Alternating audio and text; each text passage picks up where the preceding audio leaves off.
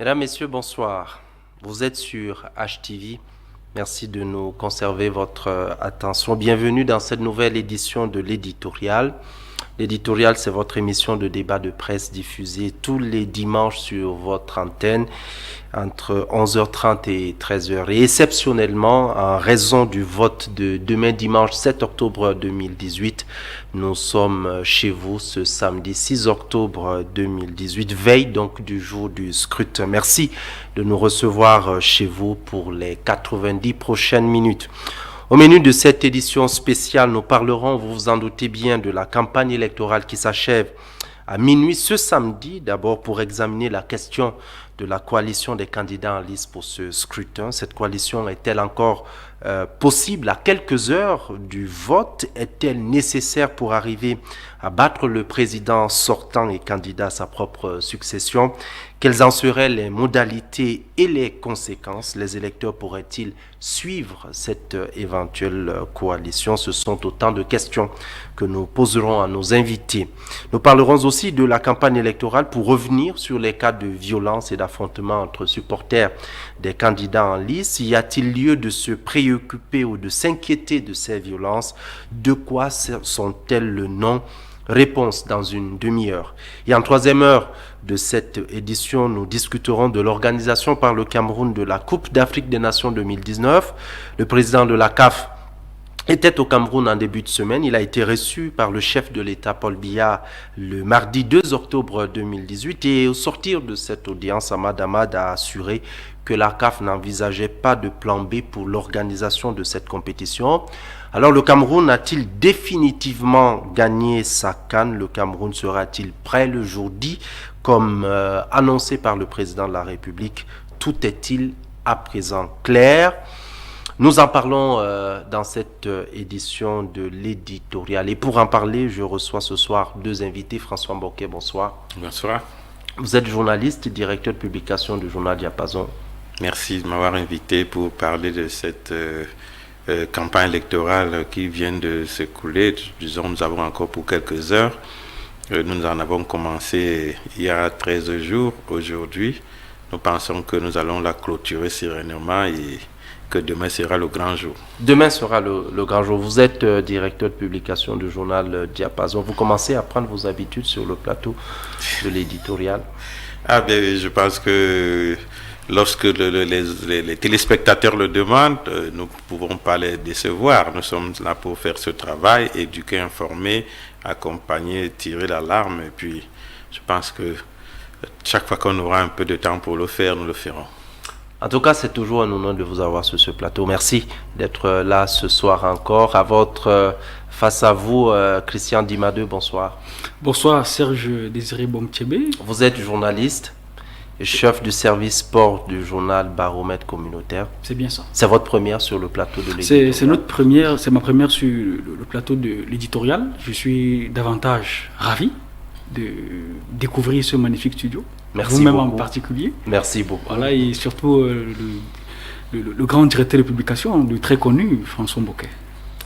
C'est avec lui que nous échangerons ce soir. Merci d'avoir honoré cette invitation. Merci de votre présence qui nous honore, mesdames, messieurs.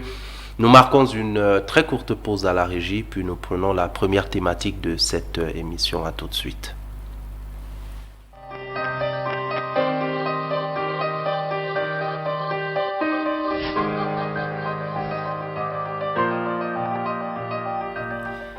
Mesdames, Messieurs, bonsoir et bienvenue une fois de plus dans votre émission l'éditorial de ce samedi 6 octobre 2018, veille du jour du scrutin pour la présidentielle de 2018. Nous commençons cette émission par la première thématique.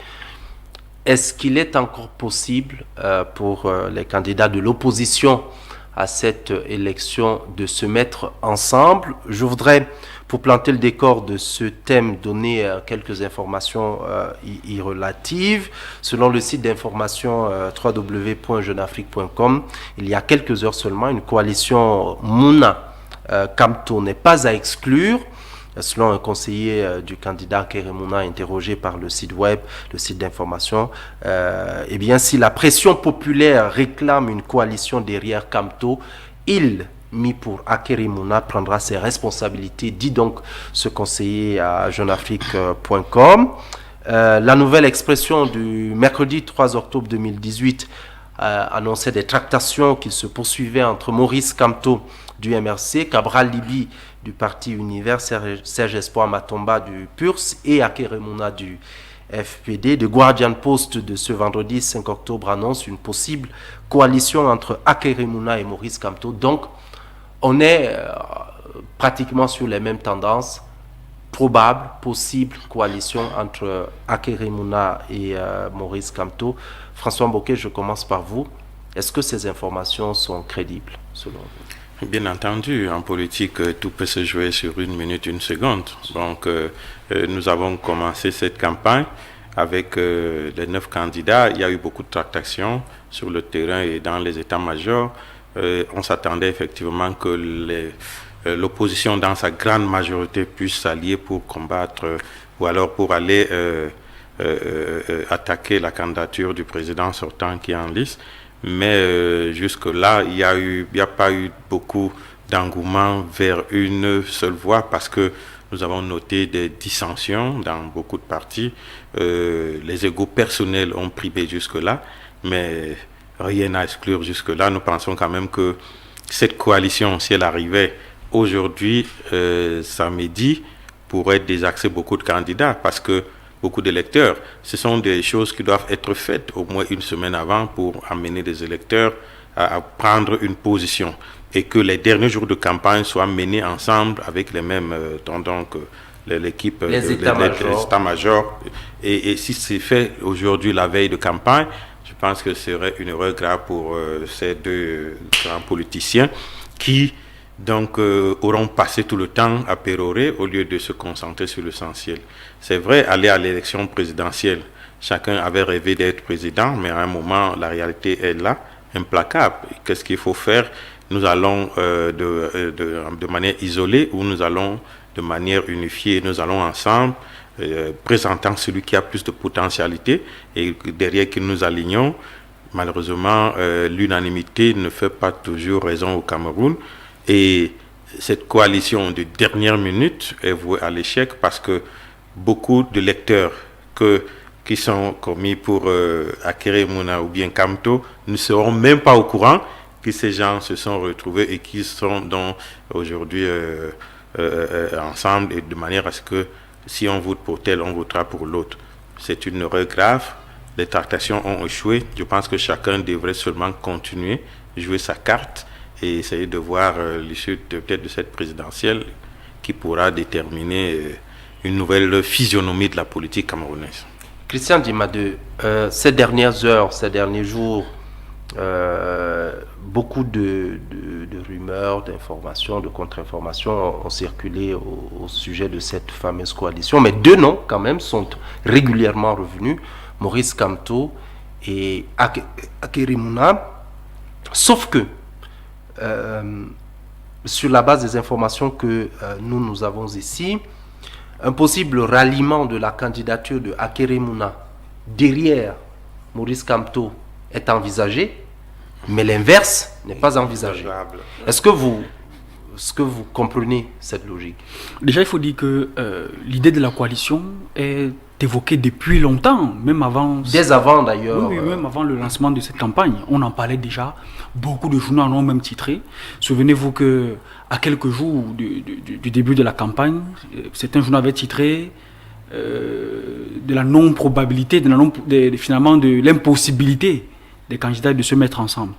Maintenant que cette possibilité est de plus en plus évoquée, on peut tout de même constater que ce serait une erreur hautement stratégique des candidats. Parce que ce n'est pas maintenant, comme disait François Mbokey, qu'il faut envisager la coalition. L'affaire maintenant, ce serait montrer sa non-maîtrise de la société camerounaise pour que l'électeur qui est en Guelmundouga soit informé à quelques heures de l'élection qu'un candidat ait fait défection. Il faut tellement d'efforts. Vous voyez, c'est même à l'heure des médias sociaux. Non, même à l'heure des médias sociaux. Surtout que les médias sociaux ne couvrent pas l'ensemble du territoire. Serge Bomtébé, je puis vous rassurer que 35% du territoire n'est pas couvert par WhatsApp, Facebook et autres. 65, vous voulez dire? Peut-être pas 65%. Si. Est couvert par les 35 au plus. Parce que les derniers chiffres que nous avions au niveau du ministère, entre 5 et 10% de la population ont accès à Internet. Voilà, donc ça montre que une coalition à 24 ou 48 heures serait un véritable gâchis pour ces candidats. Il est question pour chacun d'eux d'aller toucher son véritable poids politique en allant aux urnes. La coalition en ce moment serait un véritable gâchis. On l'a attendu, on l'a une certaine opinion, l'a même appelé tous ses voeux. Elle n'a pas pu se faire. Ce n'est pas maintenant qu'il faut faire une coalition. Alors, l'un des deux candidats, Maurice Kamto, pour ne pas le citer, accordé une interview, il a participé à une émission sur une chaîne concurrente le 3 octobre dernier. Et en répondant aux questions de ce confrère, il disait qu'il restait ouvert, qu'il poursuivait les négociations avec d'autres candidats. Nous étions seulement le 3 octobre, qu'il poursuivait les négociations avec certains candidats de l'opposition en vue donc d'arriver à une coalition. Ça veut dire que jusqu'à la dernière heure, cela est encore possible pour certains candidats d'arriver. On a d'ailleurs vu, pour prendre un cas que l'on connaît dans la sous-région, lors de l'élection de 2009 au Gabon, l'élection présidentielle de 2009 au Gabon, Casimir Oyemba, l'un des candidats, a retiré sa candidature, s'est désisté quelques heures seulement avant l'ouverture des bureaux de vote. Ça veut dire que c'est encore possible. Mais vous estimez que ce serait une erreur? Ce serait une erreur. Les contextes n'étant pas les mêmes. Vous voyez, le Gabon, c'est un petit pays. Le Cameroun, c'est pratiquement, je ne sais pas, 10 fois, 12 fois le Gabon. Au Gabon, peut-être une coalition comme celle-là, en 2 heures, tout le territoire peut être au courant. Mais au Cameroun, ce n'est pas le cas. Ce n'est pas le cas, surtout dans un contexte où vous avez des localités qui n'ont pas accès à l'électricité.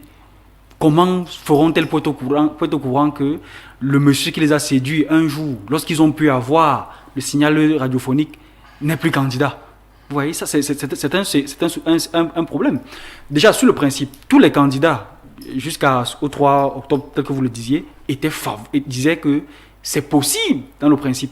Mais maintenant, si on veut évaluer l'opportunité, vous voyez, ou bien l'efficacité d'une telle démarche, mais je peux vous rassurer que ce serait un véritable gâchis à la fois pour eux. Il est question maintenant, Serge Bomthiébé, que chaque candidat aille aux urnes pour savoir, pour avoir son poids politique. Son poids politique, savoir exactement ce que lui a valu sa campagne. François Mboké, imaginons donc qu'il y a coalition avant la fin de la campagne électorale à minuit tout à l'heure. Est-ce qu'on aurait un impact réel? Est-ce que il y aurait report de voix pour le candidat notamment qui se désisterait en faveur de notre candidat? Et voilà, c'est pour cela que je vous ai dit qu'il faut faire attention. À quelques heures de la clôture de cette campagne, il est fort possible que des gens soient plutôt désorientés. Et c'est ce qu'il faut éviter. Qu'est-ce qu'une coalition lorsqu'on va à une élection? Ça veut dire que nous partageons un certain nombre de choses dans nos programmes, dans nos visions de politique que nous allons établir. Et donc, nous pouvons les mettre ensemble. Ça veut donc dire que Serge Bomthiébé et François Mboké, voyant des choses à peu près de la même manière, peuvent constituer un électorat et essayer de essayer de la convaincre du bienfait de notre programme ou de notre projet politique. Mais si ce n'est pas le cas, venir à quelques heures, dire que nous allons faire une coalition, qui vous dit que ceux qui me suivaient pendant toute la campagne ou depuis que je suis candidat et qui vous suivaient ont managé, c'est-à-dire cet amour, cet élan, cette côte d'amour pour ce que je faisais et pour ce que vous faisiez. Ça devient difficile. Je peux militer pour vous, mais dès que vous me dites donnez vos voix à quelqu'un d'autre, je résiste. Absolument. Parce que il n'y a pas eu un transfert d'informations concernant le candidat pour qui vous demandez qu'on vote demain. Alors, l'erreur à ce niveau est là. Et maintenant, lorsque nous prenons au niveau de la gestion même quotidienne de l'élection, qu'est-ce qui va se passer? On demande au moins que chaque candidat envoie ses scrutateurs, envoie un certain nombre de choses. Vous les avez envoyés, j'ai envoyé. Bureau de vote. Voilà. Et il faut maintenant qu'il y ait cette coordination entre nous, que nous puissions coordonner ensemble et vos candidats et vos scrutateurs et les nôtres et tout l'ensemble de ces personnes que nous avons mis au niveau de l'élection. Toutes ces choses peuvent prendre du temps et peuvent gâcher du jeu à un certain moment, parce que même les scrutateurs que vous avez peuvent être désorientés. Ils peuvent se dire mais c'est pas ce qu'on s'est dit d'avance, c'est pas à la veille qu'on devait échanger ces choses. Il fallait que 4-5 jours avant, nous nous entendions sur les bienfaits de cette coalition, les orientations politiques, les visions politiques, les acquis, avant de mobiliser notre personnel et sur le terrain et dans tout le champ politique. Mais les états-majors travaillent quand même, discutent depuis un certain... Les états-majors n'ont pas le pouvoir de vote, malheureusement, parce que vous avez les états-majors, mais c'est moi qui vote. Vous, si l'état-major me convainc de soutenir un candidat que je n'aime pas, je ne pense pas qu'il sera avec moi dans l'urne. Il y a un travail qu'il faut faire en amont qui ne doit pas attendre la veille ou le jour de l'élection pour dire qu'on sera ami ou allié à tel autre. Absolument. Et puis Serge Bomsebe, il faut remarquer la diversité des programmes. Il y a une véritable différence entre la plupart des programmes. Je vous prends le cas de ce dont Jeune Afrique parle le plus, Aker Mouna et Maurice Kamto. Aker Mouna est pour une décentralisation plus aboutie. Vous avez Maurice Kamto est pour une décentralisation plus aboutie. Aker Mouna, lui, est favorable à un fédéralisme. Vous voyez que sur la forme de l'État, les deux ne s'entendent pas. Et le débat est d'actualité. C'est un débat qui a suscité l'attention de beaucoup de la population, parce que c'est un sujet d'actualité avec la crise anglophone. Et vous aurez donc des candidats qui soutiennent, par exemple, Aker Mouna, parce que lui prône le fédérisme. Et dès qu'on leur amène la décentralisation, il ne se retrouve plus qui a fait presque 30 ans. Qui a 30 ans et dont la réussite est remise en cause. Vous voyez qu'il y a une divergence qu'on ne peut pas facilement expliquer aux gens en 2 jours. Mais est-ce que dans l'intérêt supérieur, puisque le conseiller du candidat Aker Mouna, que le site d'information www.jeuneafrique.com interview aujourd'hui, dit que la pression populaire, si elle se précise, le candidat Aker Mouna prendra ses responsabilités, qui serait donc de se rallier à la candidature de Maurice Kamto. Parce que, est-ce que nous sommes d'accord, est-ce que vous avez perçu, François Mboké, une demande pressante du peuple, des électeurs, notamment des forces alternatives, une pression sur ces leaders, sur ces candidats de l'opposition pour qu'ils parviennent à une coalition? Est-ce que vous avez perçu Il faut dire que c'est vrai que je n'ai pas fait beaucoup de terrain. J'étais surtout braqué sur comment les acteurs en charge du processus électoral se comportent. Sur les réseaux sociaux, oui, dans les médias traditionnels et les médias sociaux, ils peuvent avoir des manipulations, je peux l'admettre. Mais n'ayant pas été à tous les endroits, je vois quand même que la pression populaire aujourd'hui ne peut pas amener nos candidats à se dédire. Je pense plutôt qu'ils sont ceux qui donnent le là, c'est-à-dire c'est eux qui donnent la vision, c'est eux qui donnent l'ouverture, c'est eux qui disent c'est où nous allons partir. J'ai suivi beaucoup de ces candidats, nous avons des collègues qui sont dans leurs états généraux. Donc on a essayé de discuter parfois. Aujourd'hui, ce sont ces candidats qui disent à leur état-major et à leur électorat potentiel, voilà la direction que j'ai choisie, je vous invite à la suivre.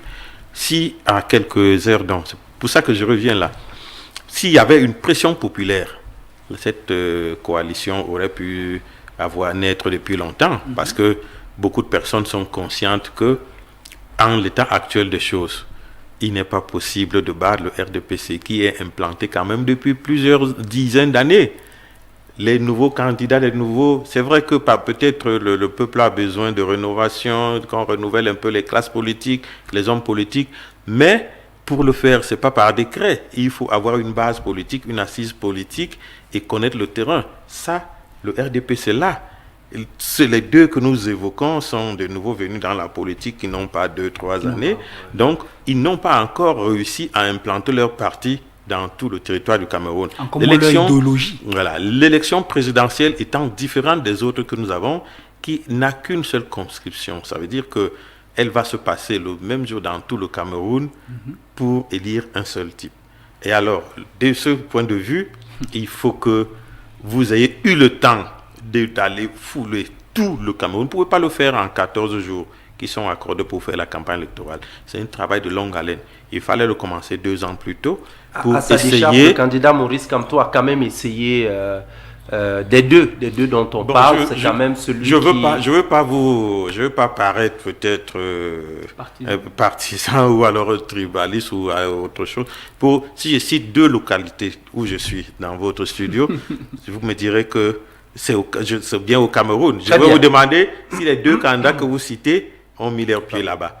Très bien. Alors, sur la question de la pression populaire, voici ce que Akeremouna a dit sur Twitter quelques instants après la confirmation de sa candidature à cette élection par le Conseil constitutionnel. Aux autres candidats, donc je le cite, aux autres candidats, je dirais 2 points. Le peuple a la priorité, il réclame une coalition. Travaillons-y. Fin de citation. Voilà ce qu'il dit. Tout le monde utilise le peuple quand il veut avancer. Ouais. Et ça, c'est pas bête. Et tout le monde, quand il veut faire quelque chose, il prend le peuple à témoin et il le met sous son dos pour dire c'est le peuple qui m'a envoyé. Ça, c'est connu des hommes politiques. Malheureusement, la réalité en est tout autre. Nous, les journalistes, nous remarquons sur le terrain un certain nombre de vérités qui ne peuvent pas être du populisme. Et il faut quand même, pour une élection présidentielle, beaucoup de préalables. Je vous ai parlé tout à l'heure des scrutateurs, par exemple. Quel est le candidat qui peut vous mobiliser 25 000 scrutateurs?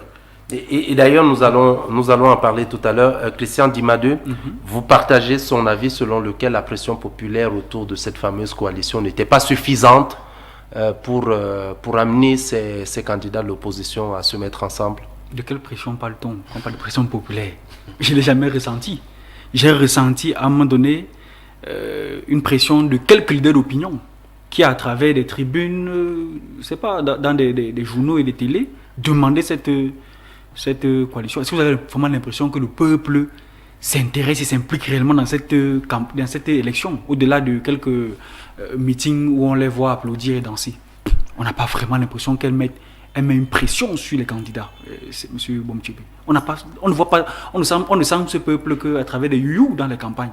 Et surtout que beaucoup ne sont pas inscrits. Les derniers chiffres font état d'environ 6,5 millions d'électeurs inscrits sur une population électorale estimée à 15 millions.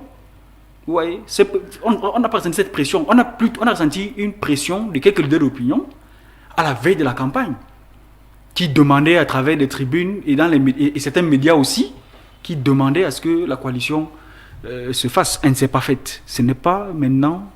Je demande bien quelle serait la finalité d'une coalition à 24 de alors, pardon, excusez-moi.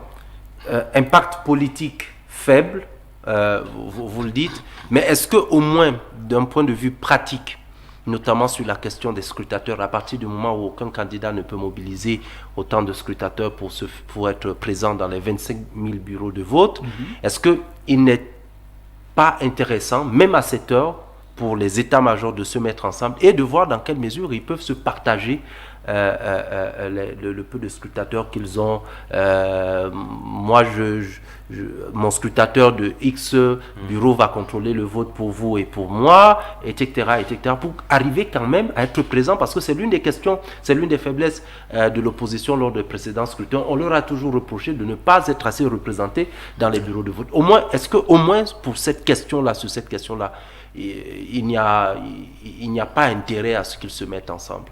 C'est vrai que moi j'ai entendu un candidat qui le demandait de manière expresse dire à ses collègues, même si nous ne sommes pas d'accord, mais arrangeons-nous à avoir des représentants partout.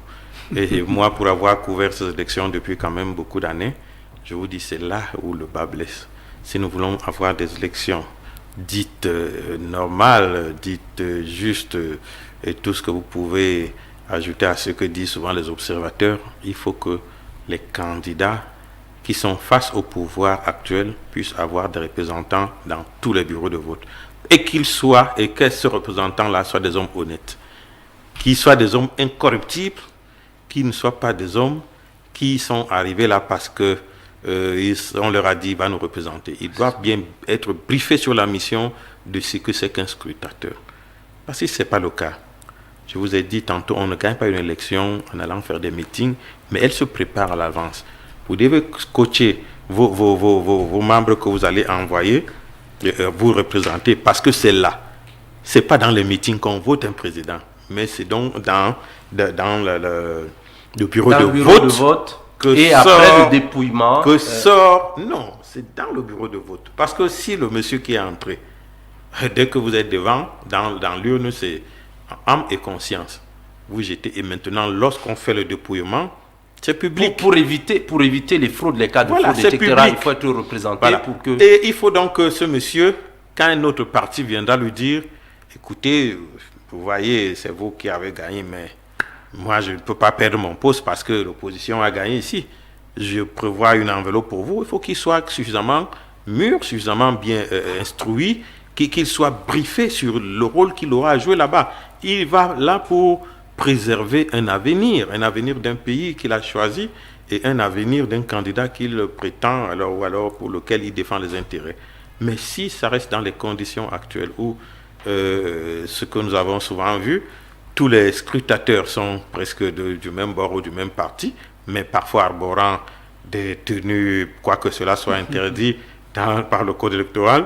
Et vous pouvez arriver dans un bureau de vote, vous trouvez, comme ils sont 9 membres habillés par 9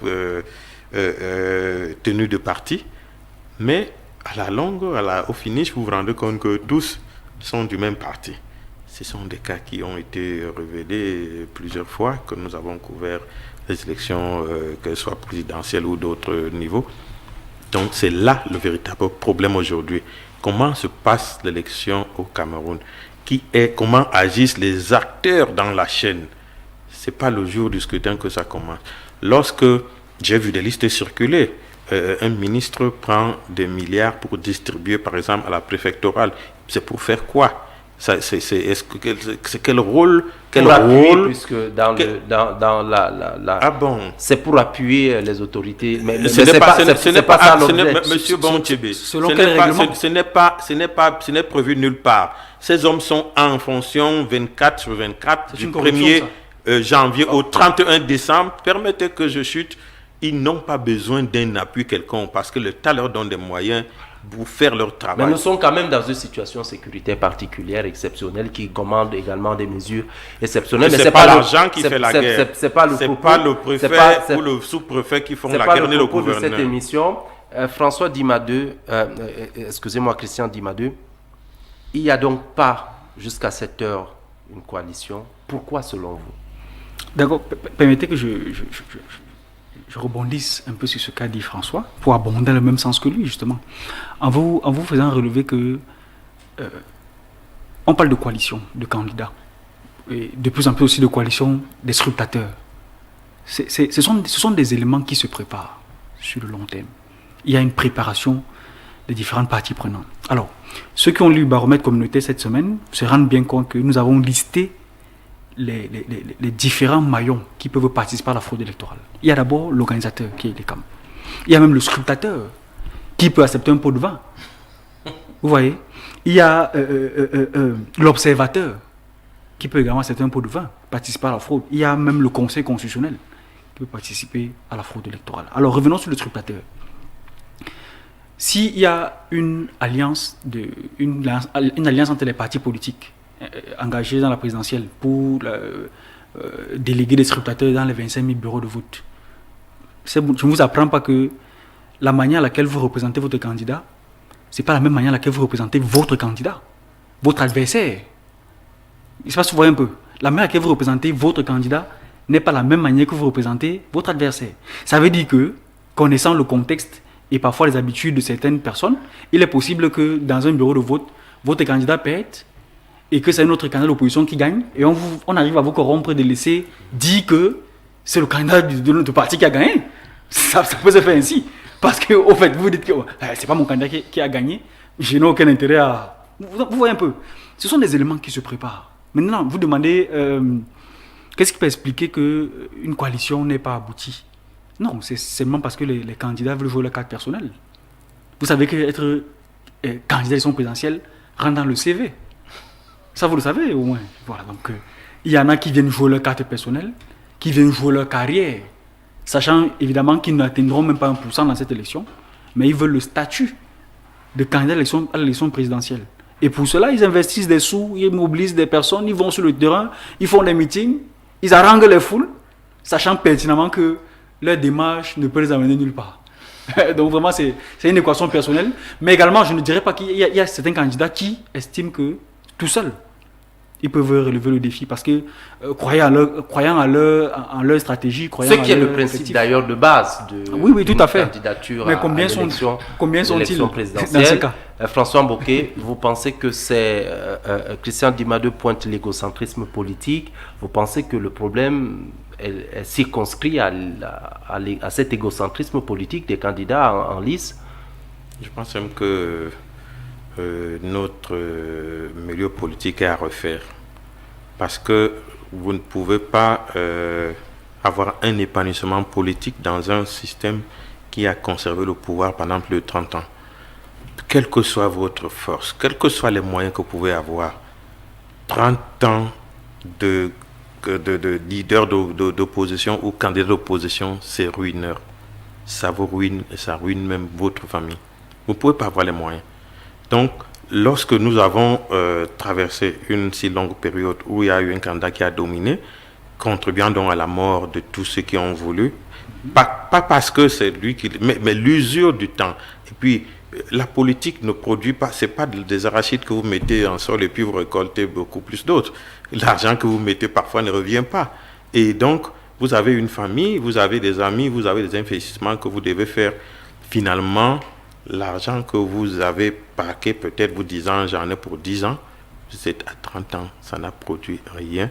Les gens avec qui vous étiez commencent à perdre confiance et commencent même à vous fuir parce qu'ils ne voient pas l'issue. Et c'est donc le cas de ces scrutateurs qui reviennent là. Donc, cela dit, après un tel long temps, il faut refaire la classe politique en général. À partir de ce renouveau, on aura donc des candidats qui seront égalitaires. Il a 2 années de terrain politique, vous avez 4, vous avez 6, vous pouvez vous rivaliser. Vous ne pouvez pas rivaliser quelqu'un qui a 40 ans de terrain politique sur son territoire. C'est vraiment rêver, jusqu'à ce que vous ayez les moyens de pouvoir faire au moins la moitié de ce qu'il a pu faire pendant ces 40 ans, les dernières années. Aucun ne présente ce bilan, aucun ne peut le présenter parce que et les lois et certaines modalités que nous rencontrons sur le terrain ne peuvent pas permettre l'épanouissement d'un candidat qui n'est pas du régime en place. Mais sur cette question, les candidats que l'on a le plus vus dans cette élection présidentielle sont aussi les plus jeunes en matière politique, Maurice Kamto, Cabral Liby, Akere Mouna, Serge Espoir Matomba. On aurait pu quand même, suivant votre logique, imaginer qu'ils s'entendraient, au moins au nom de cette relative jeunesse, sur le terrain politique.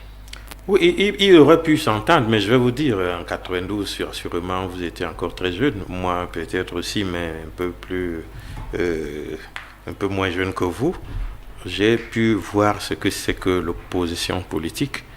C'est-à-dire, lorsqu'on a traversé la période démocratique en 2010, on a lancé les premières élections vraiment démocratiques en 2012, la ferveur de John Frondi que nous avons vu sur le terrain rivalisait.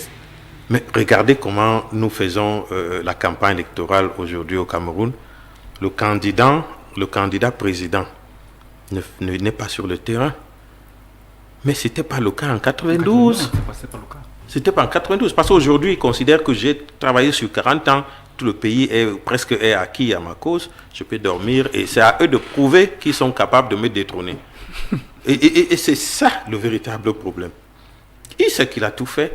Maintenant, il faut donc que ceux qui veulent le détrôner aient vraiment des moyens suffisants pour essayer, je dis essayer, de le détrôner. Et cela n'est pas facile.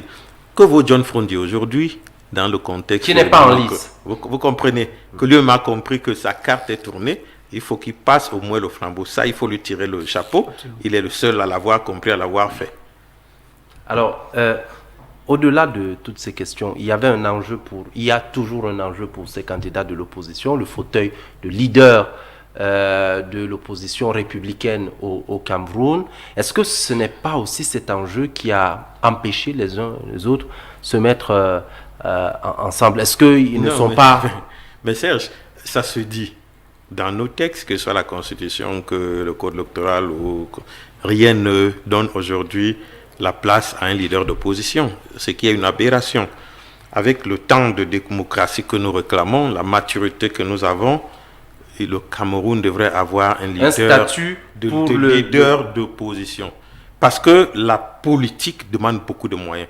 Et celui qui est leader à l'opposition doit avoir les moyens. Parce que, je vais vous dire, contrairement à ce que pensent beaucoup de Camerounais, l'opposition n'est pas pour détruire ce que fait le pouvoir. C'est un acteur pour le contrôle de celui qui est à l'exécutif. Comme nous les journalistes, comme d'autres forces de la société civile.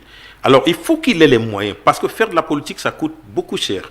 Il faut qu'il ait les moyens pour aller scruter dans vos projets, regarder ce que vous avez fait. Vous me direz que ce serait trop beau de financer quelqu'un pour chercher à vous renverser. Mais c'est ce que font les grandes démocraties. Parce que le numéro 2 aurait pu être numéro 1 dans ces conditions. Donc, il faut qu'il ait les moyens pour essayer de pérenniser la politique et contrôler l'action du gouvernement en face. Christian Dimadeu, est-ce que ce n'est pas également cet enjeu, même si le statut n'a pas encore été légalement établi, mais est-ce que politiquement, compte tenu d'ailleurs des enjeux futurs, etc., est-ce que ce n'est pas la dispute électorale pour le fauteuil de leader de l'opposition républicaine qui a peut-être aussi plombé les efforts des uns et des autres? Oui, je le pense. Je pense qu'il y a une bataille pour le statut de leader de l'opposition. Parce que, certes, je ne dément pas ce qu'a dit M. Mboké. Certes, il y a quand même un honneur dans notre contexte d'être leader d'opposition. Je vous prends un exemple. Avec le contexte actuel de la crise anglophone et d'un certain nombre de crises socio-économiques que nous connaissons au Cameroun, si il était donné au pouvoir d'organiser une consultation inclusive qui demanderait la participation de l'opposition, c'est bien le leader de l'opposition qui serait en première loge.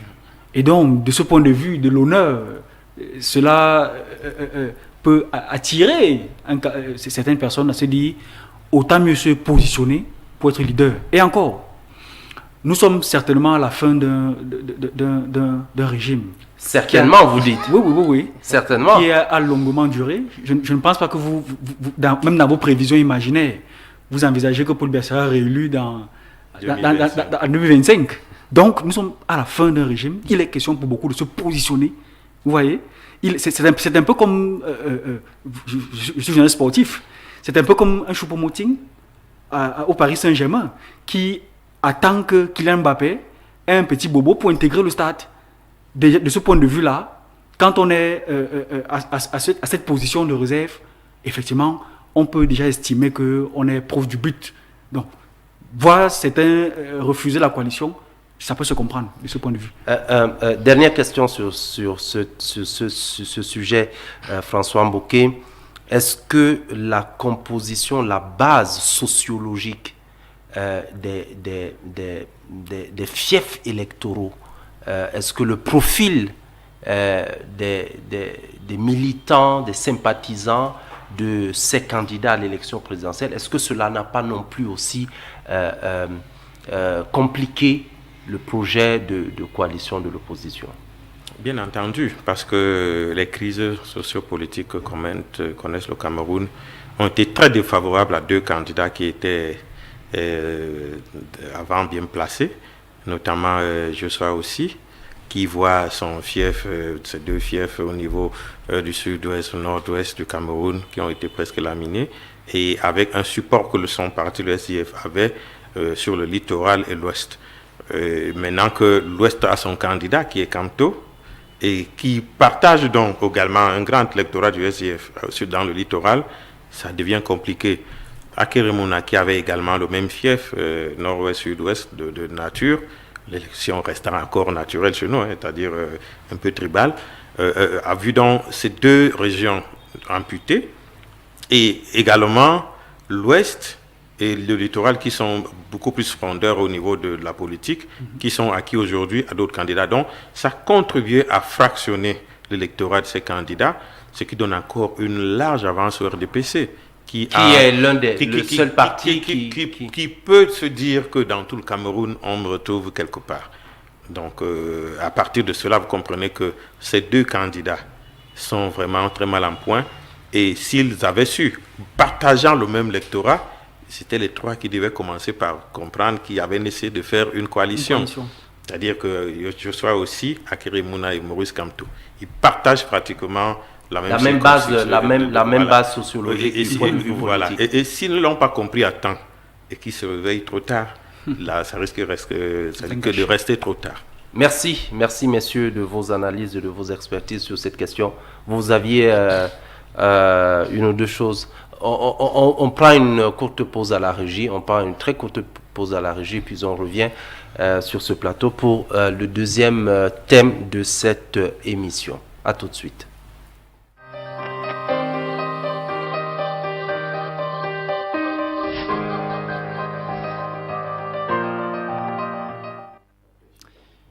Retour sur le plateau de votre émission, l'éditorial, c'est votre émission de débat sur HTV. Place au deuxième thème de notre échange de ce soir. Il est en relation avec des violences qui ont été observées ici et là depuis le début de cette campagne électorale en vue du scrutin présidentiel du 7 octobre 2018, le scrutin de demain dimanche. Le Messager du jeudi 4 octobre 2018 a annoncé des affrontements entre des militants du RDPC et ceux du SDF à Kribi. Selon ce journal, les militants du parti au pouvoir voulaient empêcher un meeting du candidat du SDF. Lundi 1er octobre 2018, c'est une militante du MRC qui a été battue par des militants en colère de notre parti, selon des sources que nous avons eues ici à HTV. On ne va pas nommer ce parti pour ne pas faire une contre-publicité. François Mbouké, je commence par vous sur ce thème. Est-ce que vous diriez que cette campagne électorale a été violente? Oui, bien entendu, elle a été violente, mais jusque-là, je dirais, heureusement, nous n'avons pas enregistré la violence. Peut-être qu'elle viendra après la proclamation des résultats, mais nous n'avons pas vu ces affrontements physiques vraiment violents que nous avons redoutés, commençant par ceux qui ont commencé au niveau des médias. Notamment des médias sociaux. Médias sociaux et traditionnels, nous avons vu la télé, la radio, mais c'était inacceptable, même dans la presse écrite. Nous avons vu des journalistes devenir des assassins, des procureurs de la République qui condamnaient à tout vent et qui disaient ce qu'ils voulaient. Et nous avons regretté cela. Heureusement, le CNC a tiré la sonnette d'alarme, mais le CNC a-t-il été compris?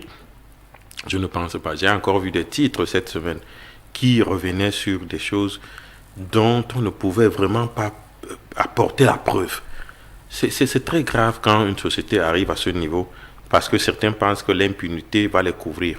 Ils défendent tel candidat, ils sont autorisés à dire n'importe quoi, quitte à ce que le candidat se sente à l'aise. Aucun candidat sérieux, il faut que nos confrères le comprennent, aucun candidat sérieux ne peut demander à un journaliste d'aller outre c'est-à-dire nos armes que nous avons, la déontologie et l'éthique professionnelle. Aucun candidat sérieux. Parce que quand vous le faites, demain, les lois camerounaises en la matière de répression de presse sont encore très dures. La forclusion, c'est 3 années. Celui que vous défendez aujourd'hui peut passer, mais il décide de se retirer 1 an ou 2 ans après. Vous restez donc seul face à vos turpitudes. Il ne faut jamais l'oublier. Et je pense qu'aucun candidat sérieux, les journalistes et les journaux sont camerounais, l'électorat est camerounais, aucun candidat sérieux ne peut demander à un leader de médias de chercher à créer une guerre ou des conflits. Ceux qui le font par un esprit de zèle qui risque finalement de les rattraper. On ne joue pas avec la presse, on ne joue pas avec l'information, on ne joue pas avec un certain nombre de choses qui peuvent enflammer ou alors s'enflammer à partir de ce qu'on n'a pas prévu. Et à ce niveau, heureusement, je vais dire, la maturité des Camerounais s'est fait sentir. Il y a eu des appels, des vieux messieurs ont fait des chroniques, rappelant un peu le spectre rwandais, et beaucoup d'autres personnalités sont sorties pour faire rappeler à certains que le Cameroun aura certainement un président après le 7 octobre. Il sera Camerounais forcément. Et il ne sera ni Dieu, ni diable, ni un ange. Il sera seulement Camerounais. Et nous n'avons pas intérêt à ce que le Cameroun s'embrase avant de voir ce Camerounais arriver. Christian Dimadeu, vous avez observé cette campagne électorale. Est-ce que vous avez senti qu'il y avait de la violence, notamment entre les partisans de différents candidats à cette élection?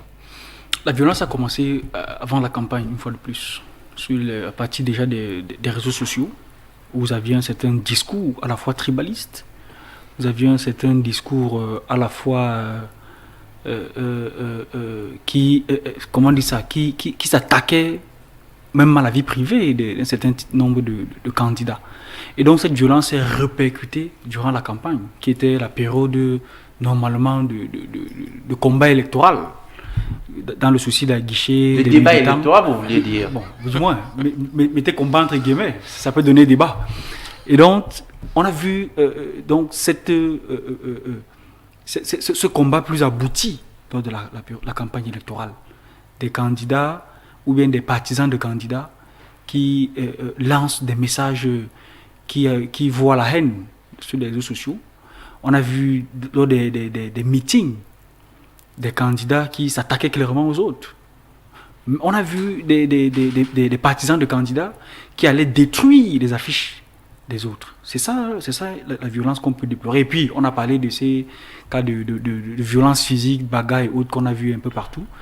Effectivement, ce sont des clichés qui ont émaillé cette campagne électorale, mais qui sont loin. Qui sont restés circonscrits. Qui sont loin de jeter un discrédit sur la campagne. Vraiment, en ce qui me concerne, j'ai été particulièrement séduit par cette campagne. C'est de l'inédit. Vous avez couvert les élections au Gabon, M. Serge Boumtébé. Vous avez vu que là-bas, c'était la Gadou, les débats volaient très bas. Ah ouais. On attaquait les gens sur leur bilan sanitaire, on attaquait les gens sur leurs origines, on attaquait les gens sur leur vie privée. Et physiquement d'ailleurs. Et même physiquement. Par contre, au Cameroun, on a vu une population un peu mature. Le débat volait haut. Je suis sûr que si vous approchez un certain nombre de militants qui ont couvert ou même qui ont regardé les candidats sur les plateaux, ils peuvent vous dire exactement tel candidat propose ceci. Et non des insultes. Vous voyez, ça traduit cette maturité. Et maintenant, sur le plan du déploiement marketing, mais comment ne pas saluer le début de cette campagne, l'entrée d'un candidat comme Serge Espoir Matomba, avec un bus qui a fait jaser, du jamais vu dans le contexte camerounais. Et vous verrez que dans la suite, tous les candidats ont suivi cette stratégie-là, y compris le RDPC. En venant dans votre studio, j'avais vu un bus brandé du RDPC. Ça a bien commencé avec Serge Espoir Matomba. Et maintenant... Jusque-là, inconnu politique. C'était l'inconnu politique. Un bus a réussi à mettre un candidat devant de la scène. Et vous avez vu que le bus, même en question, s'est brûlé. Il est allé chercher à avoir un second bus pour pallier à cela. Maintenant, sur la qualité des affiches, le candidat du RDPC, sur ce coup-là, a réussi. Vous voyez un monsieur très élégant, très beau sur des affiches. Un parfait montage, c'était super. Y compris celui du candidat du SDF, qui n'a peut-être pas pu obtenir un ensemble de panneaux d'affichage parce que le RDPC les avait entièrement conquis. Ça, c'est aussi la violence. J'allais le préciser. Alors, ça c'est aussi la violence. Mais François Mboké, finalement, plus de peur que de mal. Parce que ce que l'on a vu, ce que l'on a entendu, ce que l'on a lu avant la campagne faisait quand même peur. que des débordements soient observés ici et là, mais les cas que nous avons relevés sont restés très circonscrits. D'ailleurs, il n'y a pas eu beaucoup il n'y a pas eu de mort d'homme, il n'y a pas eu de grands blessés, etc. Il n'y a pas eu de dommages corporels importants, donc finalement plus de peur que de mal. Plus de peur que de mal, mais je peux vous dire que je peux vous garantir que ça reste entre guillemets, entre parenthèses. Parce que nous aurons peut-être affaire à partir de lundi ou dimanche soir. C'est là où nous devons avoir peur. Une élection comme celle-ci a besoin d'être reconnue. C'est-à-dire que lorsque j'ai été perdant, qu'au soir peut-être du 15 ou du 16, je ne sais pas quand on va proclamer, que je dise je reconnais ma défaite. Absolument. Mais le poids de certains candidats que nous avons, s'ils arrivent à rejeter cette défaite, commencera donc. Et en cas d'une éventuelle coalition, parce que d'ailleurs l'un des enjeux de cette coalition finalement, ce serait une coalition pour le rejet ou l'acceptation des résultats le 7 octobre. Et donc là, il y aura une autre violence qu'il faut prévoir. Nous appelons donc encore le peuple camerounais à plus de maturité, parce que si tous les pays qui ont basculé dans les violences post-électorales, ça vient là, au soir de la proclamation des résultats. Donc, préparons-nous à traverser cette période de manière un peu paisible, pacifique, comme on vient de le faire. Les affrontements verbaux, déchirures de machins, de pagnes, d'affiches, mais beaucoup moins d'affrontements physiques, de morts. Est-ce que ce sera le même cas? Et là, la violence, lorsqu'un candidat, par exemple, si nous prenons Maurice Kamto, qui est internationalement reconnu, nous prenons Akerim Mouna, qui est internationalement reconnu, et que les deux viennent à dire que cette élection, nous ne reconnaissons pas notre défaite parce qu'elle a été entachée de fraude, et l'un comme l'autre, ayant de solides bases juridiques, peuvent être amenés à produire des éléments convaincants. La communauté internationale peut s'y mêler, alors nous pouvons passer un quart d'heure sans s'endormir. Alors, nous disons, une élection, ce n'est pas la fin du monde, que chacun essaye de préparer ses militants. C'est maintenant qu'il faut les préparer. Accepter le résultat. Un résultat. Mais s'il y a effectivement fraude, c'est également de leur droit de dénoncer la fraude.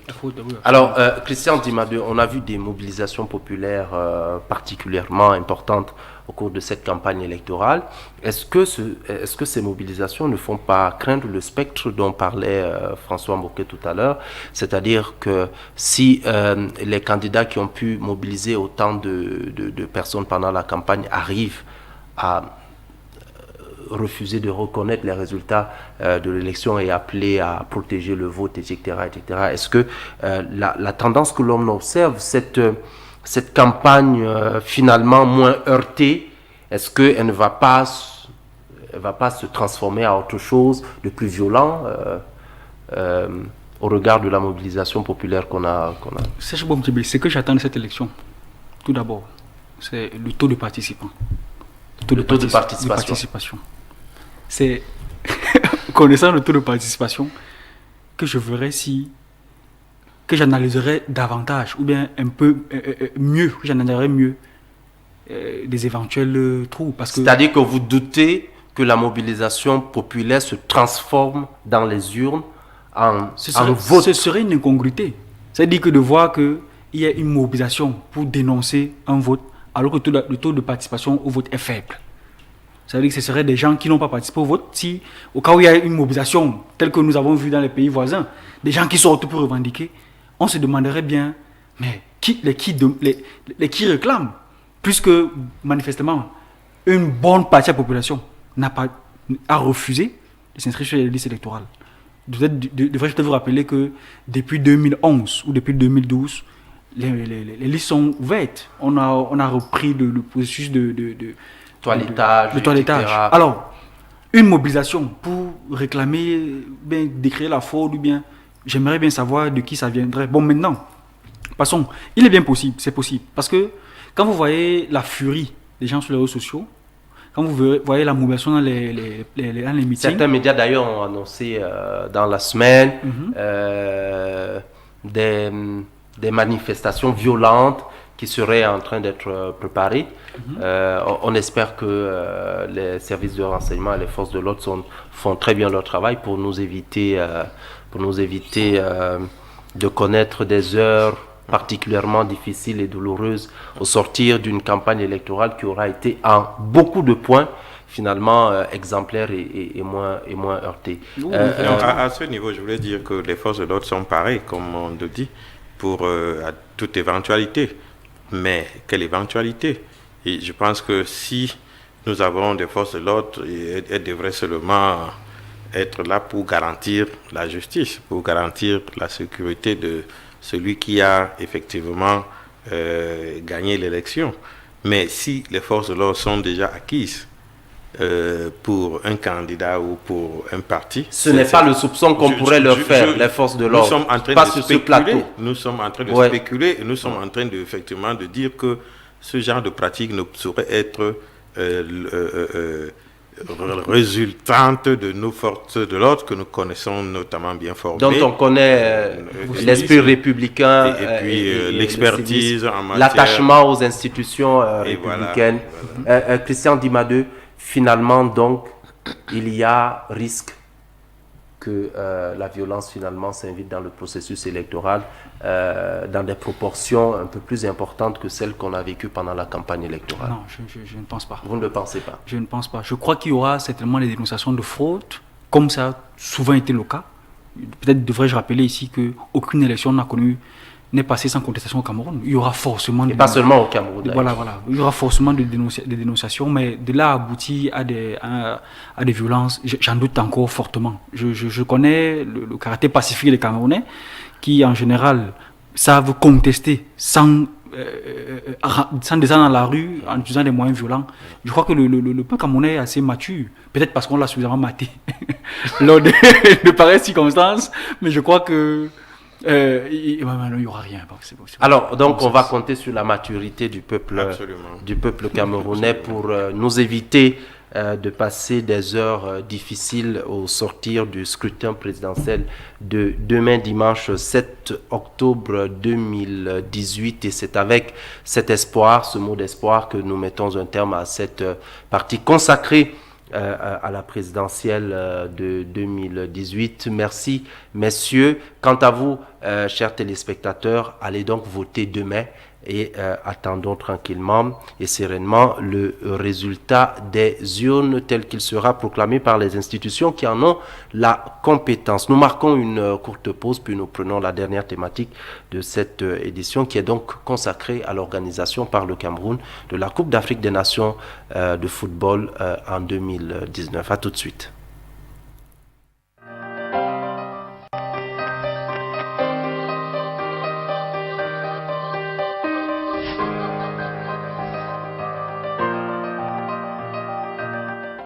Mesdames, Messieurs, retour sur le plateau de votre émission L'éditorial. Vous êtes toujours sur HTV. Nous prenons la dernière partie de ce débat, de cet échange. Je rappelle que nous sommes en compagnie de François Mbokey, journaliste, directeur de publication du journal Diapason. Merci une fois de plus d'être là. Et de Christian Dimadeu, journaliste, chef de service des sports du journal Baromètre communautaire. On va donc parler de sport et précisément de football.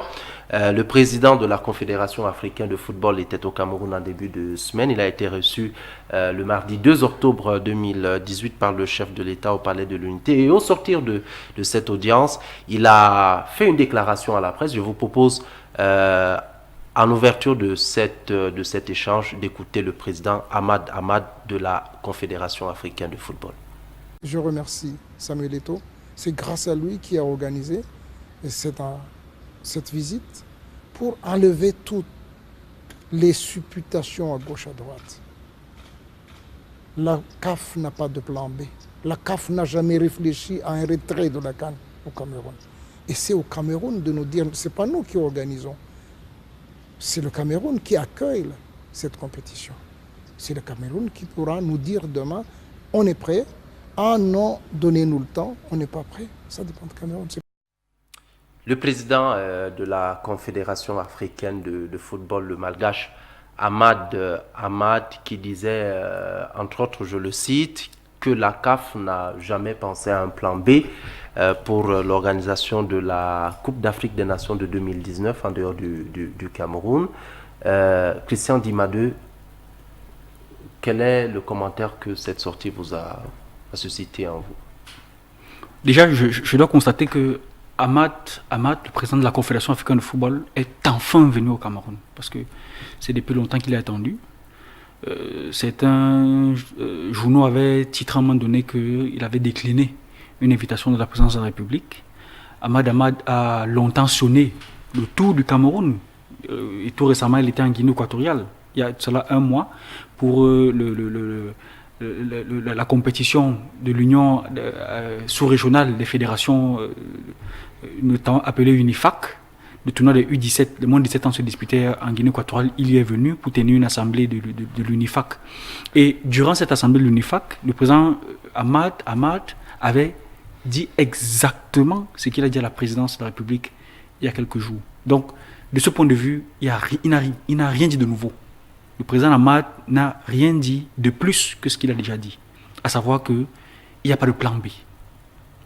Donc, je me serais attendu que le président de la CAF vienne effectivement taire un certain nombre de querelles. Peut-être l'a-t-il fait auprès des chefs de l'État, avec qui il a eu un entretien de près d'une heure, mais face à la presse, ce qu'il a dit, c'est ce qu'il a toujours dit. En général, il n'y a pas de plan B. Le Cameroun reste la première solution de la CAF pour l'organisation de la prochaine CAN. Quoi de normal? Mais c'est aux Camerounais de nous dire s'ils veulent accueillir cette compétition. Ça, il a dit, il a redit à Yaoundé. C'est au Cameroun de dire effectivement s'il est prêt ou pas à organiser cette compétition. Est-ce que cela ne veut pas dire que finalement, malgré le discours officiel, malgré le président de la CAF n'est toujours pas convaincu que le Cameroun, puisque... Non, c'est clair qu'il n'est pas assez convaincu. Il n'est pas assez convaincu. Il y a des gages. Et il a dit, le chef d'État lui a encore une fois de plus donné des gages que le Cameroun sera prêt le jour dit. Mais il a rappelé ce que vous venez de dire, à savoir que la balle est dans le camp du Cameroun. C'est à lui de tout faire pour gagner cette CAN. Auquel cas, peut-être ne l'a pas dit ainsi, mais c'est ce que ça s'entend. Auquel cas, si le Cameroun n'est pas prêt, on pourrait l'attribuer à quelqu'un d'autre. François Mbouké, aussitôt après cette déclaration, beaucoup dans l'opinion publique ont interprété les propos de Ahmad comme étant un blanc-seing, une garantie, une confirmation de ce que le Cameroun n'avait pas d'inquiétude à se faire pour sa CAN de 2019. Je pense que la sortie du président Ahmad était une invite aux Camerounais de prendre conscience de ce que ce pays va organiser la Coupe d'Afrique des Nations en 2019. Parce que jusque-là, en dehors d'Ahmad, en dehors des studios, en dehors des journaux, quel est le signe que vous avez au Cameroun que nous allons accueillir une organisation de la Coupe d'Afrique des Nations en juin 2019? Nous sommes au mois d'octobre, nous sommes à 8 mois. À 8 mois. Vous avez quelle action qui vous le confirme? Mais c'est inquiétant. La conduite des chantiers, par exemple. exemple. Déjà avoir, c'est pas cela. Mais cher ami, lorsque vous avez une compétition comme celle-là, ce n'est pas que du football. C'est une action de marketing pays. Qu'est-ce qui est fait aujourd'hui? C'est-à-dire, lorsque je suis hors du Cameroun, je pense que je vais prendre mes congés l'année prochaine. Alors, il y a la Coupe d'Afrique des Nations qui va se tenir en juin. Je peux programmer. Mais si à 6 mois, je suis au courant de rien, vous voulez que je programme quoi? Les Camerounais même ne sont pas sûrs de cette Coupe d'Afrique-là. Et c'est pour cela qu'ils continuent de dire, je le comprends. Parce que lorsque vous êtes même en guerre, aujourd'hui nous avons les médias, lorsque vous êtes en guerre médiatique, mais essayez de gagner d'abord cette guerre-là. Que les Camerounais, par l'heure, nous avons quand même une commission, ils appellent COCAN, qui s'occupe d'un certain nombre de choses. De l'organisation sur le plan local. Qu'est-ce qu'on a vu? On a vu quand ça a commencé à chauffer un moment, entre guillemets, quelques plaques à poser à certaines rues. Les médias, que ce soit Internet, que ce soit les radios, que ce soit la presse écrite, la télévision, vous avez vu des spots qui invitent des gens à venir voir cette Coupe d'Afrique? Il n'y a rien. Alors c'est une invite, je pense que le président veut dire, il est venu pour dire au chef de l'État du Cameroun que, dis à tes enfants que moi j'ai rien à ce que cette coupe ne se tienne pas là. Mais leur bataille de business, parce que c'est de ça qu'il s'agit. Pour eux, l'organisation d'un tel événement mobilise beaucoup d'argent et chacun est en train de regarder sa part. Qu'est-ce que je vais gagner dans la coupe?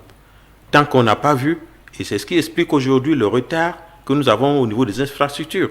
Ce n'est pas hier qu'on a commencé à construire.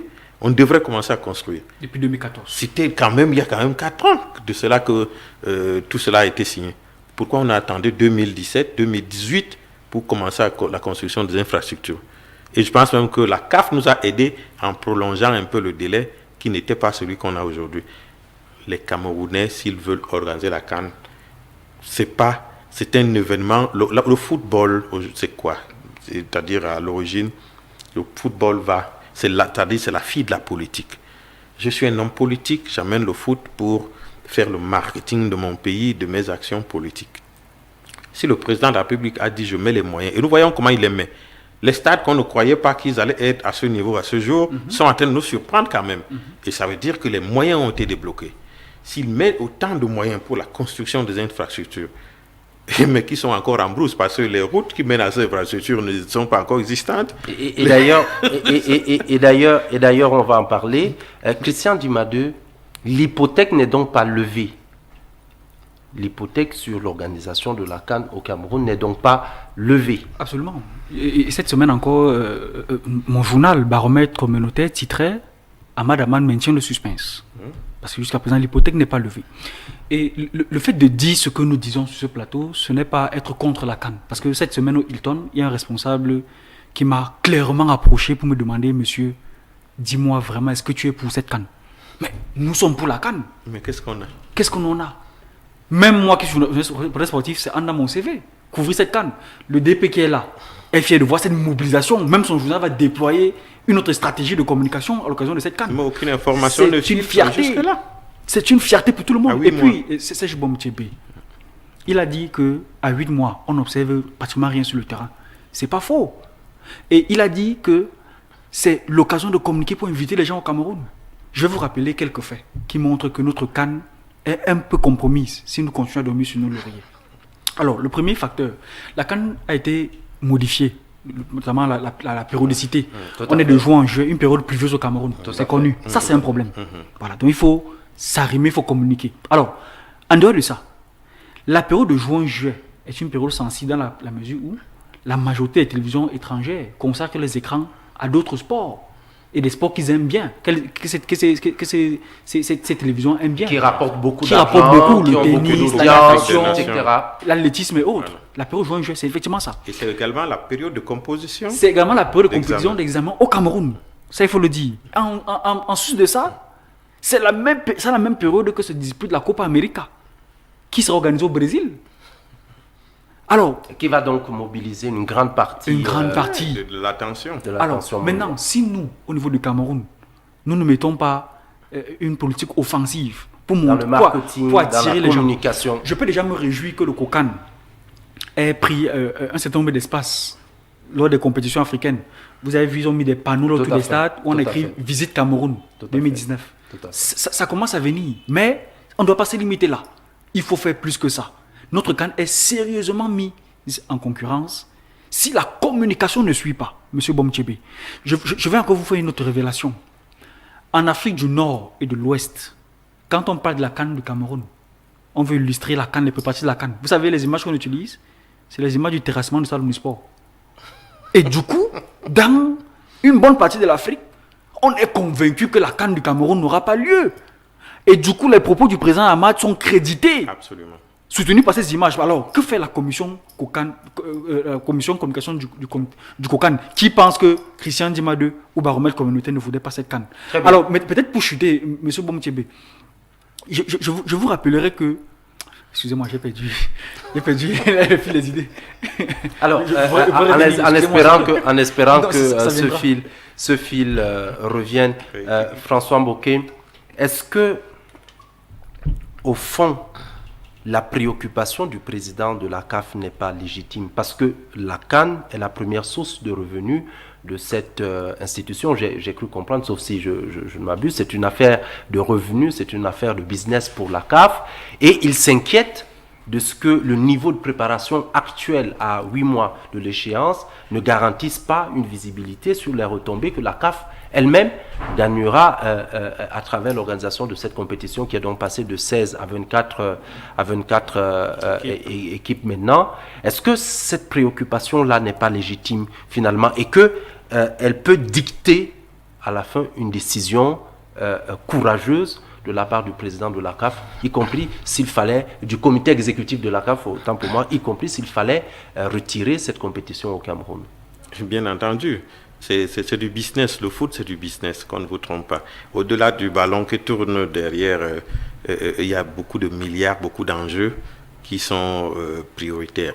Donc, les footballeurs et le ballon et tous les spectateurs ne sont que des acteurs qu'on utilise pour engranger, légitimer ce business. Parce que le président Hamad a besoin de moyens pour conduire l'action. Mais à ce niveau, j'étais effectivement en train de vous dire que à ce niveau, le Cameroun est en train de prendre du retard. Parce que si nous citons notre vis-à-vis qui serait le plan B, le Maroc, il n'y a rien à faire au Maroc. Si on veut organiser la CAN demain, on va l'organiser. Et le pouvoir d'achat en Afrique du Nord pour que les gens aillent voir la CAN au Maroc est plus élevé que dans l'Afrique centrale. Donc nous sommes en minorité s'il faut prendre notre vis-à-vis vraiment comme concurrent sérieux. Nous devons donc... Le Maroc qui a rassuré le gouvernement camerounais que... Là, je vous ai dit, le football, c'est la politique. Ne perdez jamais de vue. Ce n'est pas pour rien que lorsque le président du football arrive, il va voir le président de la politique. Ne perdez jamais de vue de cela. Maintenant qu'il a pris la garantie et qu'il s'est dit, OK, je vais organiser cette CAN, il est prêt à mettre les moyens. Mais est-ce qu'il est sur le terrain? Est-ce qu'il est sûr que les gens à qui il remet de l'argent pour faire un certain nombre de choses travaillent pour lui? Et est-ce que aujourd'hui, à 8 mois, le monde entier est-il au courant que le Cameroun va organiser la CAN? Parce que sur cette question, François Bouquet. Oui, parce que le président même encore de la Confédération n'est pas péremptoire. Il est hésitant. Il n'a pas encore dit c'est le Cameroun. En fait, il le dit de manière ouverte, mais ce n'est pas le cas. Si au 30 décembre, le Cameroun n'est pas prêt, mais je vous dis qu'on tournera seulement un bouton comme le bouton de la radio pour dire que la CAN sera organisée par le Maroc. Alors, qu'allons-nous faire de tous ces investissements, tous ces endettements que nous avons contractés pour réaliser ce que nous sommes en train de faire? Parce que d'ailleurs, l'un des problèmes de cette organisation est que le président de la CAF aurait porté à l'attention du chef de l'État au cours d'un précédent échange avant cette désinformation qui était en contradiction avec les rapports que le président recevait de ses collaborateurs qui suivent les chantiers, etc.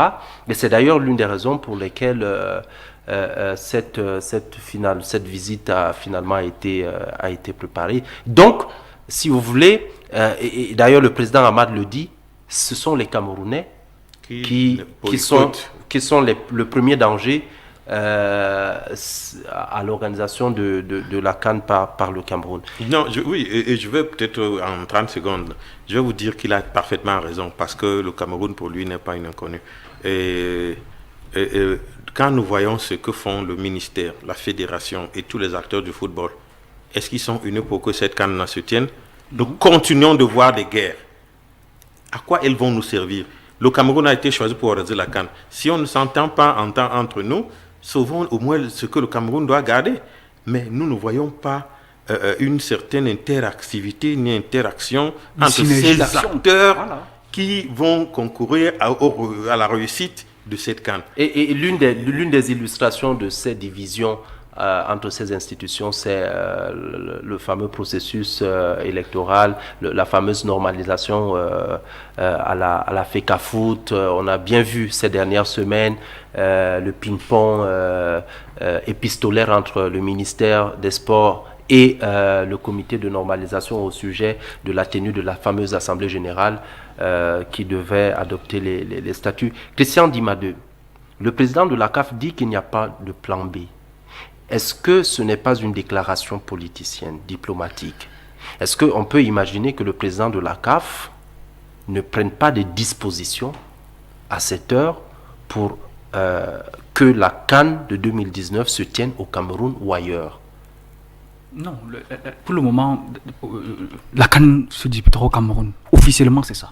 Officiellement. Officiellement, c'est Mais ça. au-delà de officiellement, est-ce qu'on peut vraiment imaginer que le président de la CAF, avec tous les enjeux que charrie cette compétition, est-ce qu'on peut imaginer que le président de la CAF ne travaille pas, en tout cas que le comité exécutif, que la CAF ne travaille pas à un plan B de manière concrète et réelle, même si cela est discret, même si cela se fait sans publicité? De façon péremptoire, je ne peux pas dire, je peux pas répondre par l'affirmative. Vraiment, là, je n'en sais rien.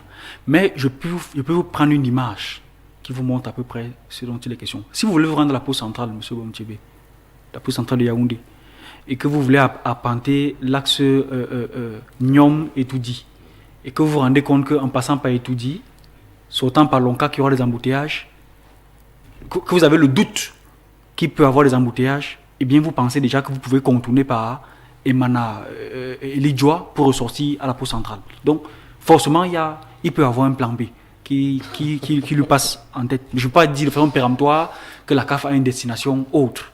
Je préfère me lier aux propos du président de la CAF et des rapports que je reçois des chantiers qui montrent que les choses évoluent très bien. Le Cameroun reste l'organisateur de la CAN 2019. Maintenant, Ahmad est à sa première Coupe d'Afrique. Il a dit l'autre jour, lors de la réception qui lui a été offerte dans un hôtel de la place, il a dit « Je viens d'être élu président de la CAF et il n'y a pas un président élu qui voudrait échouer. Cette CAN est essentielle, à la fois pour mon mandat et pour ma carrière. » Il a dit. Alors, ça veut dire quoi? Ça veut dire que Ahmad va disputer sa première Coupe d'Afrique grandeur nature. Il a déjà tenu une compétition des U17. Il a tenu des compétitions au niveau des championnats d'Afrique des Nations au Maroc. Il a tenu des championnats zonaux, notamment les compétitions des U17 qualificatives pour la Coupe d'Afrique des moins de 17 ans. Mais maintenant, ce sera son premier challenge pour une compétition africaine. Et de surcroît, le format est passé de 16 à 24 équipes. Donc, il a une pression, ce monsieur.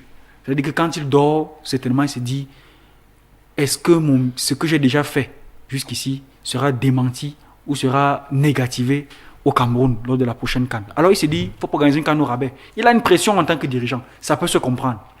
Mais maintenant, pour revenir sur les préparatifs de cette CAN, M. Bomtchebe, je peux vous dire que les choses évoluent considérablement au quotidien. Personnellement, j'ai été à Garoua, invité par une des entreprises qui construit les stades. Je peux vous dire que depuis que nous avons j'ai eu ce lien avec cette entreprise, elle m'envoie tout le temps les rapports des travaux. Les travaux avancent considérablement. Il y a des stades où cette semaine, on posait des sièges. La toiture est entièrement faite. Quand vous regardez Olembe, la construction des stages est le chantier qui pose le moins de préoccupations. Il y a les autres infrastructures. Il y a d'autres infrastructures qui posent des problèmes. Mais, par exemple, la construction de l'hôtel, il y a un hôtel 70 places à Garoua qui doit être construit et dont les travaux sont un peu en retard. Il y a également un hôtel 100 places qui est en construction et dont les travaux sont un peu en retard. Mais Garoua a de quoi suppléer au cas où ces hôtels n'étaient pas prêts à cette situation. Parce que Garoua aura besoin, je crois, de 200 chambres. Et à Garoua, quand vous avez l'hôtel de la Benoué qui est en réfection, qui passe de 90 chambres à 109 chambres, avec des travaux d'amélioration du standing, vous avez pratiquement 100 chambres disponibles. Et à Garoua, vous avez à peu près 3 ou 4 hôtels qui vous garantissent 50 chambres de bon standing. Donc, de ce point de vue, il y a un plan B. François Mboké, vous êtes vous aussi certain que les infrastructures qui sont contenues dans le cahier de charges que la CAF a donné au Cameroun, que le Cameroun a accepté, seront prêtes le jour dit? Oui, j'ai vu quand même une certaine détermination de notre chef d'État l'autre jour à l'occasion de cette visite. Je pense qu'il ne peut pas s'impliquer à ce niveau et permettre que 6 mois ou bien 8 mois seulement, bon, disons que c'est lui qui sera réélu après son élection, que une telle forfaiture arrive au Cameroun, que le Cameroun n'a pas pu organiser la Coupe d'Afrique des Nations alors que le président vient d'être brillamment réélu. Très bien. Bon, alors, je voulais dire ceci. Mais le risque que nous courons pour cette CAN, c'est qu'elle sera organisée au Cameroun, mais au rabais. Ce ne sera pas la faute de la CAF, ni des autres, des Camerounais, qui se neutralisent sur les intérêts. Où sont la Coupe d'Afrique des Nations, c'est un événement. Et quand on dit événement, il y a la communication et la participation. Nous avons déjà, voilà, et c'est un événement culturel. Qu'est-ce que nous voyons aujourd'hui sur le terrain? Au niveau touristique, qu'est-ce que nous voyons? Nous, c'est comme si des gens attendent que le chef de l'État leur dise commencez à communiquer sur, ou alors tous savent que nous allons simplement faire le business, construire des choses qui ne seront pas terminées. Nos pourcentages, rétrocommission, nous seront rétrocédés et qu'elles se tiennent ou pas, ce n'est pas la fête à nous. Christian Dimadeu, avant de venir au Cameroun, le président de la CAF a eu un propos qui a été largement commenté et il disait qu'il n'annoncerait pas sa décision sur le maintien ou le retrait de la Coupe d'Afrique des Nations, de l'organisation de la Coupe d'Afrique des Nations au Cameroun en 2019 pendant le processus électoral pour ne pas perturber le dit processus. Mais du coup, des analystes sont arrivés à se dire sans doute il y a une mauvaise nouvelle qui doit nous venir et il ne voudrait pas donner des armes aux adversaires du président Paul Biya, donc qui aurait très très rapidement récupéré cette mauvaise nouvelle, etc. Et puis, sa déclaration au Palais de l'Unité, est-ce qu'il n'y a pas un problème de... Vous vous êtes senti à l'aise? Bon, déjà, autant que vous, j'ai été étonné que le président Hamad le dise vendredi, je crois, ou samedi, et que mardi à Yaoundé se prononce finalement. Je peux comprendre qu'entre-temps, la diplomatie est entrée en scène, parce que le président Hamad, quand on écoute son propos, on n'a pas l'impression il savait personnellement qu'il serait au Cameroun mardi qui suit. Alors, Samuel Eto'o, c'est l'occasion de le dire, notre compatriote, a pris son jet privé, est allé chercher Hamad pour l'amener au Cameroun. Il est venu en compagnie du président du comité de nomination. C'est une victoire qu'il faut leur attribuer, à la fois M. Api et surtout Samuel Eto'o. D'ailleurs, Hamad le reconnaît et le dit à chaque coup qu'il faut remercier ce jeune compatriote. Alors, maintenant, sur la communication du président Hamad, où il dit que s'il se prononce, ça peut perturber l'élection. Évidemment, s'il avait dit que la CAN serait au Cameroun, ça peut également donner un avantage au candidat Paul Biya. Il faut également voir ça dans l'autre sens. Tout comme s'il avait dit que la CAN n'aura pas lieu au Cameroun, ça aurait été joué à sa défaveur. Donc, je peux comprendre l'embarras du président Hamad. Sauf que le président Hamad sauf que il avait toujours mis en doute la capacité du Cameroun à organiser la CAN en 2019. Il avait déjà fait de précédentes déclarations dans lesquelles il mettait en doute la capacité. Et donc, que logiquement, de ce point de vue, l'annonce que l'on redoutait et qui aurait pu perturber le scrutin, c'était bien l'annonce de la confirmation de ce que le Cameroun n'organiserait pas. Est-ce que vous croyez que le problème se trouve au niveau de la communication ou le problème se trouve au niveau des enjeux de la décision qui aurait été prise ou qui est en train de vouloir être prise? Je pense que le président Hamad est cohérent. Parce que M. Hamad sait que dans certains pays, pendant la période électorale, le président a pris la peine de démissionner 60 jours avant.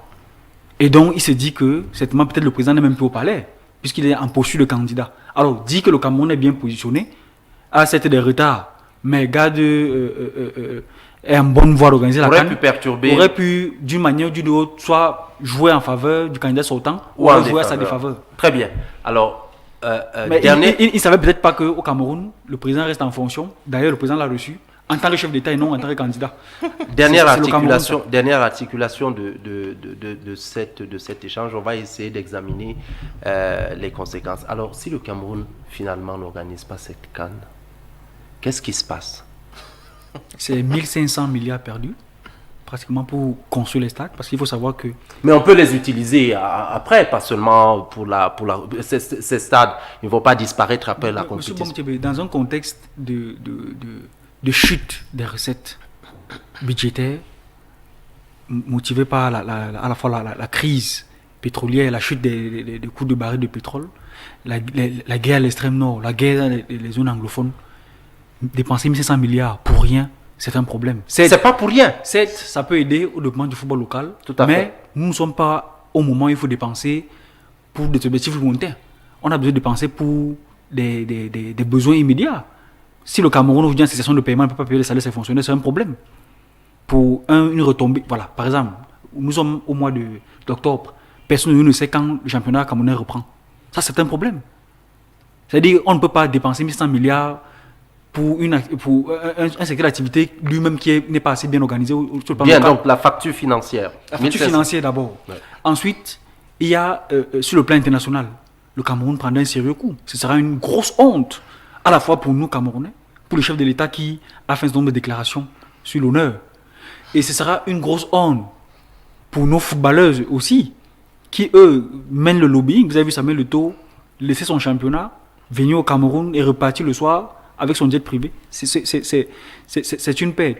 Et maintenant, la CAN, si on la perd, je crains que les chantiers vont s'arrêter. Vous avez vu le comice agropastoral de Boulevard, ou un hôtel dans lequel et beaucoup de personnes devaient loger, n'est toujours pas achevé, plusieurs années après la tenue du comice. Donc, je crains que beaucoup de choses, que cela ait un impact forcément négatif. François Mboké, qu'est-ce qui se passe? Mais le Cameroun aura tout perdu. Tout perdu. Un grand pays de football. La politique va avec le football. Un grand pays de football comme le Cameroun, 5 fois champion d'Afrique, combien de participations en Coupe du Monde, qui n'arrive pas à organiser une deuxième Coupe d'Afrique des Nations depuis 1972. Vous n'étiez pas né. Vous n'avez pas connu une Coupe d'Afrique des Nations en terre camerounaise. Je pense que tous les Camerounais l'attendent. Moi, j'avais 1 an. Donc, je n'ai pas connu cette CAN. Et moi aussi, je l'attends. Donc, il faut dire que si cette coupe venait à filer entre les doigts du Cameroun, ce serait une honte. Nous qui avons l'habitude de sortir, nous n'aurons plus de parole. Vous venez chaque fois jouer chez des gens, mais vous êtes incapable d'organiser une coupe chez vous. D'ailleurs, vous qui êtes sortis, vous l'avez entendu plusieurs fois. C'est un défi sur l'honneur. C'est pour ça que j'ai vu le président de la République l'autre jour encore avec son staff. Elle va peut-être être organisée au rabais, mais elle aura lieu au Cameroun. Elle aura lieu au Cameroun. C'est sur cette note d'espoir, cet engagement, cette espérance que nous parvenions à taire nos querelles internes lorsque un défi aussi important interpelle la nation, la jeunesse camerounaise qui compte beaucoup sur cette compétition. Absolument. Et sur les infrastructures que nous allons pouvoir construire. Christian Dimadeu. Je vais peut-être à lui passe de Kokan qui ne veut pas communiquer. Je vais dire au Cameroun. On ne peut pas faire ce procès au Kokan. On ne peut pas, je ne peux pas vous laisser dire que le Kokan ne veut pas communiquer. Qu'est-ce qu'il fait donc? Voilà. Et communique. Peut-être que cette communication n'est pas optimale. Laissez-moi donc parler aux Camerounais qui nous regardent en leur disant préparez votre CAN. Je demande aux grandes entreprises qui font la distribution de renflouer leur stock parce qu'il y aura forcément de nombreux visiteurs qui viendront à la fois d'abord des 24 pays et même d'autres pays qui seront là.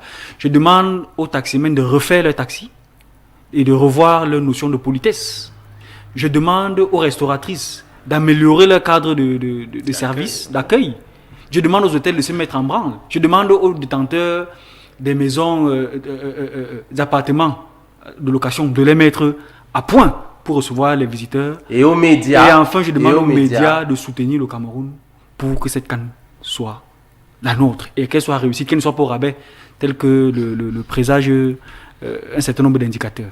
Merci, messieurs, d'être venus sur ce plateau. Nous avons fait le tour. Ce sont des sujets dont nous pourrions passer des jours et des jours à parler. Merci. Nous organiserons d'autres émissions sur ces sujets en fonction de ce que l'actualité et l'avenir va nous réserver. Merci François Mboké d'être venu une fois de plus sur ce plateau. J'espère que ce n'est pas la dernière fois. Merci Christian Dimadeu d'être venu pour la première fois. J'espère que ce n'est pas la dernière fois d'être venu sur ce plateau. Je peux vous rassurer que chaque fois que vous aurez besoin de moi et que je suis disponible, je viendrai. Les téléspectateurs l'ont noté. Merci mesdames, messieurs d'avoir su si bien nous accompagner durant les 90 précédentes minutes. C'était l'éditorial. Nos programmes se poursuivent sur HTV. À très bientôt.